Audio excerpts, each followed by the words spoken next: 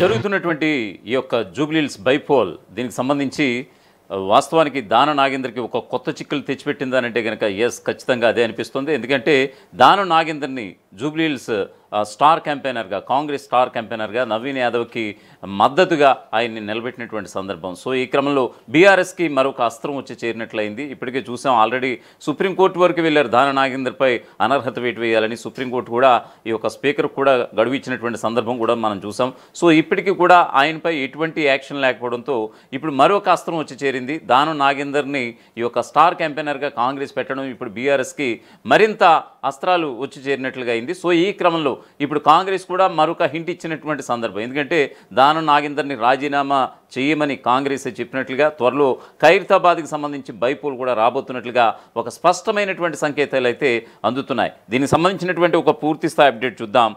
హైదరాబాద్ జూబ్లీహిల్స్ నియోజకవర్గానికి నవంబర్ 11న ఉప ఎన్నిక జరగబోతున్నటువంటి విషయం అందరికీ తెలిసిందే.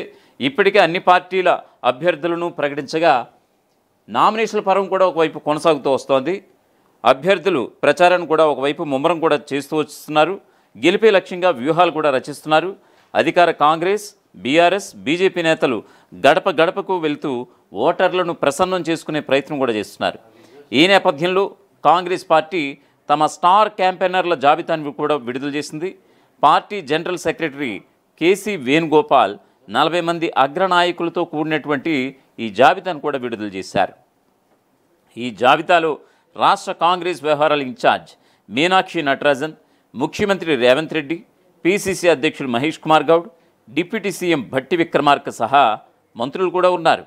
సీనియర్ నేతలైన జానారెడ్డి, రేణుకా చౌదరి, సంపత్ కుమార్, రాములు నాయక్, అంజన్ కుమార్ యాదవ్, సిఎన్ రెడ్డి, వి హనుమంతరావు, అజారుద్దీన్, విజయశాంతి, బాబా ఫసీయుద్దీన్ ఇటువంటి ప్రముఖులకు కూడా ప్రచార బాధ్యతలు అప్పగించింది కాంగ్రెస్ హైకమాండ్. ఈ బృందం జూబ్లీహిల్స్లో కాంగ్రెస్ అభ్యర్థి గెలుపు కోసం విస్తృతంగా ప్రచారం చేయబోతోంది. అయితే ఈ స్టార్ క్యాంపెయినర్ల జాబితాలో ఒక పేరు రాజకీయ వర్గాల్లో హాట్ టాపిక్గా మారిపోయింది.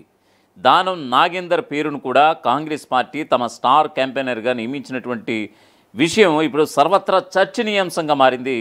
దానం నాగేందర్ 2023 అసెంబ్లీ ఎన్నికల్లో బీఆర్ఎస్ ఎమ్మెల్యేగా గెలిచి పార్టీ ఫిరాయించి కాంగ్రెస్ పార్టీలో జాయిన్ అయిపోయారు. ఆ తర్వాత పార్లమెంట్ ఎన్నికల్లోనూ సికింద్రాబాద్ నుంచి హస్తం పార్టీ అభ్యర్థిగా పోటీ చేసి ఓటమి చెందినటువంటి విషయం ఇక్కడ చెప్పుకోక తప్పదు.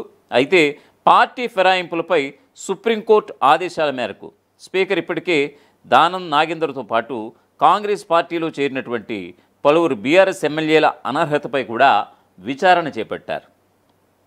ఇక బీఆర్ఎస్ ఎమ్మెల్యేలపై మరి ముఖ్యంగా బీఆర్ఎస్ ఈ యొక్క ఫిరాయింపు ఎమ్మెల్యేలపై అనర్హత వేటు వేయాలని డిమాండ్ చేస్తూ వస్తోంది. తాజాగా దానం నాగేందర్ పేరును స్టార్ క్యాంపెయినర్గా చేర్చడం ద్వారా ఫిరాయింపుల వివాదం మరోసారి తెరపైకి వచ్చినట్లుగా అయ్యింది.